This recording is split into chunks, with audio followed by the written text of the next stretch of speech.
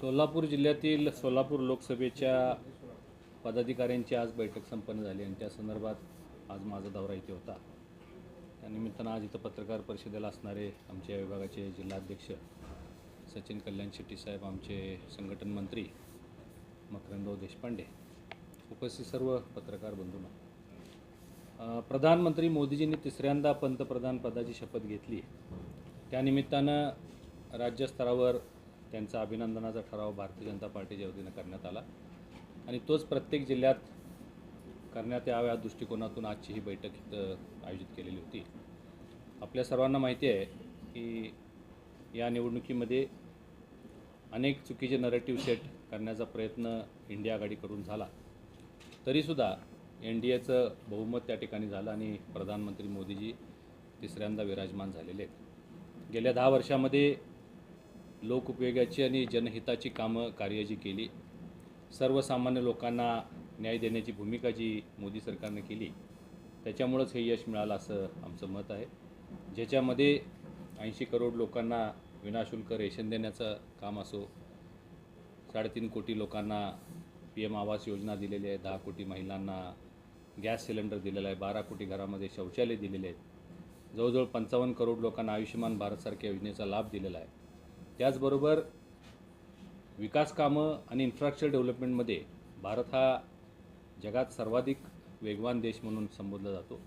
Roads असतील, bridges असतील, airports, railway station, अनेक कामं अशी झाली जी फक्त स्वप्नवत होती। त्यामध्ये प्रभू श्रीरामाचं मंदिर बनवण्याचा मुद्दा असेल, त्याचबरोबर चंद्रयानवर पोचण्याचा मुद्दा असेल, ट्रिपल तलाकसारखा कायदा, 370 कलम हटवणे आणि सगळी जनहिताची लोकहिताची कामं केल्यामुळं, सबका साथ सबका विकास ही भावना घेऊन काम केल्यामुळं या निवडणुकीमध्ये यश आम्हाला मिळालं। खरं पाहता मी आपल्याला सांगितले की इंडिया आघाडीनं खूप विषारी प्रचार केला, संविधान बदलणार अशा पद्धतीच्या चुकीच्या नरेटिव्ह सेट करण्यामुळं किंवा अनेक अशा काही घटना घडल्या।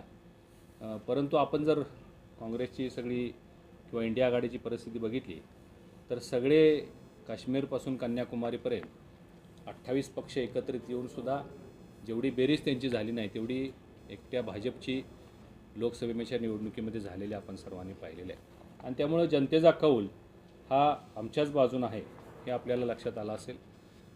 400 पार हे संविधान बदलण्यासाठी केलं जातं आहे असा एक नरेटिव्ह त्यांनी सेट केला होता, त्यालाही या निवडणुकीमध्ये काहीसा आमचा मतदार त्याच्यामध्ये व्हायला गेला।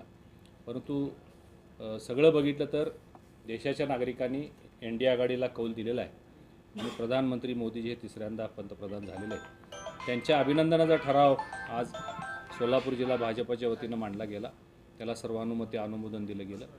त्याचबरोबर आगामी विधानसभेच्या निवडणुकीमध्ये काय रणनीती असावी याची सगळी माहिती पदाधिकारी आणि कार्यकर्त्यांच्याकडून घेण्याच्या दृष्टिकोनातून ही आढावा बैठक होती। सर्व 6च्या 6 विधानसभेमधल्या सर्व प्रमुख कार्यकर्त्यांच्या भावना किंवा त्यांच्या काय अपेक्षा या निवडणुकीसंदर्भात असतील तर त्यासुद्धा जाणून घेतल्यानंतर त्याचा एक अहवाल आता प्रदेश स्तरावर आम्ही देणार आहोत।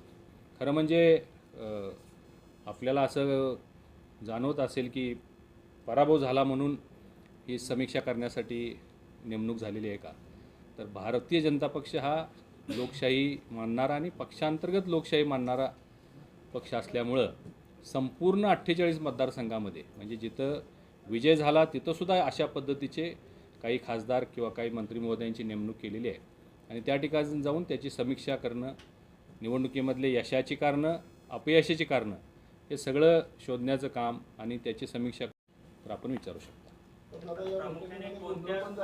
मत असं होतं की आमच्या या बैठकीचा आढावा घेण्याचा जो हेतू होता की पहिल्यांदा मोदीजींचा अभिनंदनाचा ठराव, बूथ कार्यरचनेचं काम आणि तालुकावार कार्यकर्त्यांना बोलवून त्यांच्याकडून त्या विधानसभेची माहिती घेणे।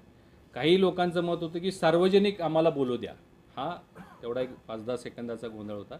आम्ही त्यांना समजूत काढली की बाबा हे सार्वजनिक आपल्याला बोलता येणार नाही, प्रत्येक विधानसभेच्या कार्यकर्त्यांनी आत येऊन बोलावं आणि त्याप्रमाणे आम्ही गेले आता 3 तास आत बसून प्रत्येक विधानसभावार सगळ्या कार्यकर्त्यांची म्हणणे ऐकून घेतलेलं आहे।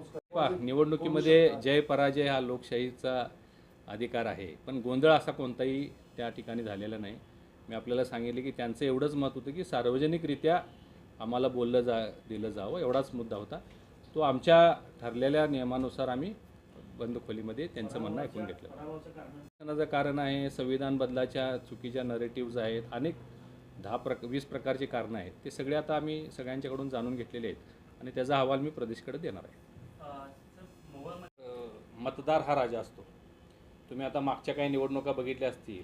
जिल्हा परिषदमध्ये आम्हाला 60% आमच्या भीमा परिवाराला मतदान लोकांनी दिलं होतं. भीमा सहकारी साखर कारखान्याच्या निवडणुकीमध्ये 100% म्हणजे आमच्या विरोधकांची डिपॉझिट झालेलं होतं. लोकसभेमध्ये मी सांगितल्याप्रमाणे अनेक कारणं होती. कांद्याचे विषय होते, मराठा आरक्षणाचे विषय होते, काही शेतकऱ्यांचे प्रश्न होते, विजेचे प्रश्न होते, अनेक प्रश्न आहेत. आणि या प्रश्नामुळं आमचेसुद्धा काही लोक यांनी बाजूला प्रचार केला, त्यांच्याही काही लोकांनी विरोधामध्ये प्रचार केला. पण महायुती म्हणून आम्ही अभ्यास देतो, महायुती म्हणून आम्ही एकत्रच काम केलेलं आहे. काही कार्यकर्त्यांच्या वैयक्तिक समस्या किंवा स्थानिकच्या काही अडचणी असल्यामुळं काहींनी वेगळा निर्णय घेतला असेल तर त्याला सर्वस्वी त्या पक्षाला किंवा त्या गटाला जबाबदार धरता येणार नाही. हा लोकशाहीमध्ये मतदार राजा तुम्ही सांगितल्याप्रमाणे आम्हाला 21-0चा निकाल 15-0चा निकाल दिलेले आता अशा पद्धतीनं निकाल देत आहेत. हे याचीच समीक्षा करण्यासाठी, त्याची जबाबदारी स्वीकारण्यासाठी, कुणाची काही नाराजी असेल तर ती समजून घेऊन ती सोडवून भविष्यातल्या निवडणुकीला सामोरं जाण्यासाठीच आजचा हा दौरा आहे. या बाबतीत निर्णय घेईल. पंढरपूर मोहोळ आणि पंढरपूर मंगळवेढा या मतदारसंघातून जवळपास 1,07,000चा लीड आहे की जो कधीच यापूर्वी इतक्या मोठ्या प्रमाणात मिळाला, त्यामुळेच कदाचित ती सीट गेली असं देखील चर्चा आहे. मोहोळची किंवा पंढरपूर किंवा मंगळवेढ्याचे नेते या बैठकीला दिसले नाहीत. कोण कोण अपेक्षित होतं या बैठकीला? विशेषतः आमदार लोक जे आहेत ते देखील आलेले या बैठकीचं. नाही, आमदार अपेक्षित नव्हते. प्रमुख पदाधिकारी आणि संघटनात्मक सगळे जे कार्यकर्ते त्यांची ही बैठक होती. गोंधळ घालणाऱ्यावर कारवाई करणार झालेला नाही आहे. तुम्ही त्याचा विनाकारण काय असलं तर तुमच्याकडे मला माहिती द्या. असं काय गोंधळ झालेला किंवा कोण काय बोललेलं काय असलं तर एखादी क्लिप असली तर मला दाखवा. तुम्ही बाहेरून ऐकलं, मी तुम्हाला स्पष्टीकरण दिलेलं आहे की लोकांचं एवढंच मत होतं की सार्वजनिक आमची भूमिका ऐकून घ्या, एवढाच विषय होता. गोंधळ याला म्हणता येणार नाही. पक्ष आमचे कार्यकर्ते आहेत, सगळे आमचे पदाधिकारी आहेत, त्यांना अधिकार आहे बोलण्याचा. दादा काय होतंय की बाबा हे म्हणजे सुसंस्कृत महाराष्ट्र राज्य आहे. यामध्ये खरं म्हणजे लोकशाहीमध्ये प्रत्येकाला आपलं मत मांडण्याचा, बोलण्याचा अधिकार आहे. परंतु कसं बोलावं हे सांगण्या इतपत मला वाटते त्यांच्याकडे काही यंत्रणा असेल नसेल मला माहिती नाही. अशा पद्धतीनं वरिष्ठांच्याबद्दल बोललं जाऊ नये या मताचं मी आहे. परंतु ही त्यांची भूमिका आहे. ते असं का बोलले हे तुम्ही त्यांना विचारायला पाहिजे, मला विचारायला नाही पाहिजे. आता ते नवीन निवडून आलेले आहेत, त्यांना शुभेच्छा देऊया. चांगलं काम करावं. अशा पद्धतीच्या चुकीच्या गोष्टी बोलण्यापेक्षा किंवा करण्यापेक्षा चांगलं काम करावं. शहराच्या विकासाच्या दृष्टिकोनातून लोकांनी संधी दिलेल्या आहे. त्या विकासाचे बरेच प्रश्न आहेत, आज मी ऐकतोय सकाळपासून. त्यामध्ये त्यांनी लक्ष घालावं.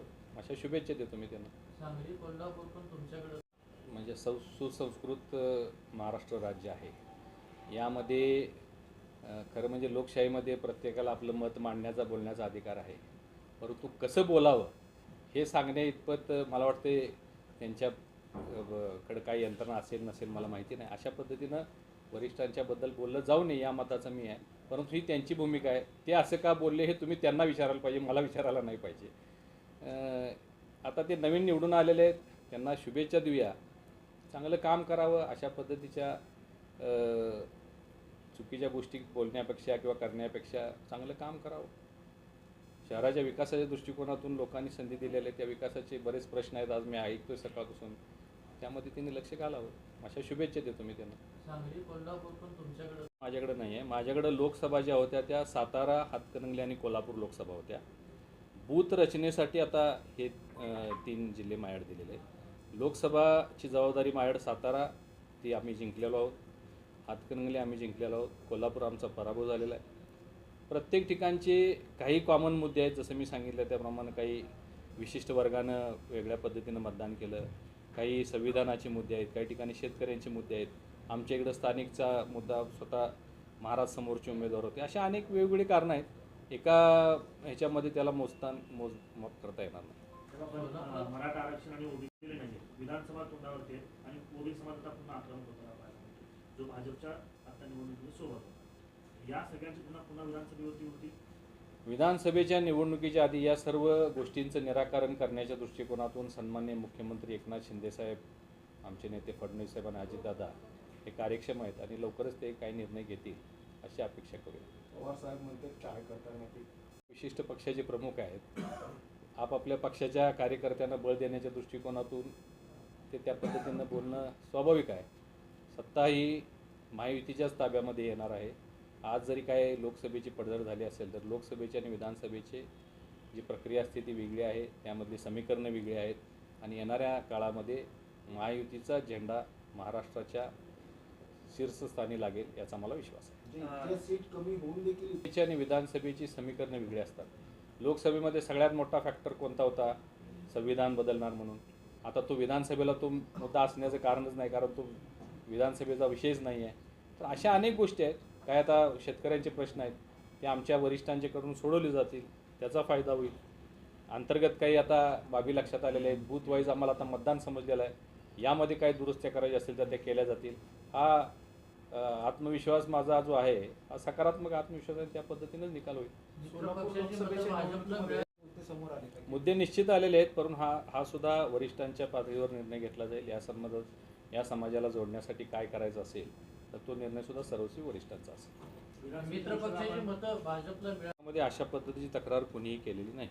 विधानसभेच्या दृष्टीने पण आपण चर्चा केली असं म्हणता बैठकीमध्ये. आगामी निवडणुकीच्या दृष्टीने किती जागा जर महायुतीमध्ये असतात तर किती जागा करण्याचं उद्दिष्ट असणार आहे भाजप? त्या उद्दिष्टासंदर्भात चर्चा झालेली नाही. विधानसभेच्या निवडणुकीमध्ये कोणते मुद्दे आपण जर या 2-3 महिन्यामध्ये केले तर त्याचा फायदा होईल या संदर्भात चर्चा सर्व पदाधिकाऱ्यांच्यावर झालेली आहे. राष्ट्रीय स्वयंसेवक संघाचे कार्यकर्त्यांनी काम केलं नाही किंवा काही नाराजी असं काय मुद्दा पुढे आला आहे? समोर आलेलं नाही. शक्तीपीठ महामार्ग जो आहे कोल्हापूरमध्ये मोठा मोर्चा निघाला. राज्यातल्या वेगवेगळ्या शेतकऱ्यांच्या विरोधाचा सुरू झाल्यानंतर त्वरित आम्ही वरिष्ठांशी संपर्क साधून ही सगळी माहिती दिल्यानंतर मुख्यमंत्री महोदयांनी त्याला स्थगिती दिलेली आहे. दादा, होत नसतंय. तरुण आले इथं. खासदारी लोकप्रतिनिधी आहेत, आमदारी लोकप्रतिनिधी आहेत, नगरसेवकी लोकप्रतिनिधी आहेत. प्रत्येकाला आपापल्या भागामध्ये विकास करण्याच्या दृष्टिकोनातून शासनाच्या ज्या काही योजना आहेत किंवा जे काही कार्यक्रम आहेत ते राबवण्याच्या दृष्टिकोनातून त्यांना अधिकार आहे. तुम्ही एक खासदार म्हणून तुमच्याकडे जे अधिकार सूची आहे किंवा जे अधिकार आहेत त्याचं एक सूचना करणे किंवा त्याच्यावर एक विनंती करणे, या पलीकडे तुम्ही एक बाणावाडू बैठक घेणे, त्याच्या बैठकीवर आपली इम्प्लिमेंट करणे, अधिकाऱ्यांना कशी तंबी देणे, ह्या पद्धतीचे म्हणजे नाही, तंबी देऊन मला वाटत नाही कुठलं काम होतं आहे. अधिकारीसुद्धा हे प्रशासनाचे अधिकारी हे सुद्धा लोकप्रतिनिधी समन्वयानंच काम करत असतात. त्यामुळे त्यांच्याशी समन्वय साधून काम केलं तर विकास कामं चांगली होऊ शकतात. तंबी देणे हे महाराष्ट्र इथं असलं सगळ्या गोष्टी चालतील असं मला वाटत नाही. दादा 2 मार्च 2022 बहुत प्रमाणात बसला असं म्हणायला हरकत नाही, परंतु हे सगळे न्यायालयीन प्रक्रियेमध्ये अडकलेल्या व्यवस्था आहेत. तुम्हाला माहिती आहे या सगळ्याच निवडणुका आपल्या स्थानिक स्वराज्याच्या, महापालिका असतील, जिल्हा परिषद असतील, या सगळ्याच प्रलंबित आहेत आणि संपूर्ण महाराष्ट्राच्या आहेत. त्यामुळे एका कुठल्या मतदारसंघात झालं असं म्हणता येणार नाही. सगळ्या मतदारसंघामध्ये आणि सगळ्या पक्षांसाठी हा नियम लागू होतो.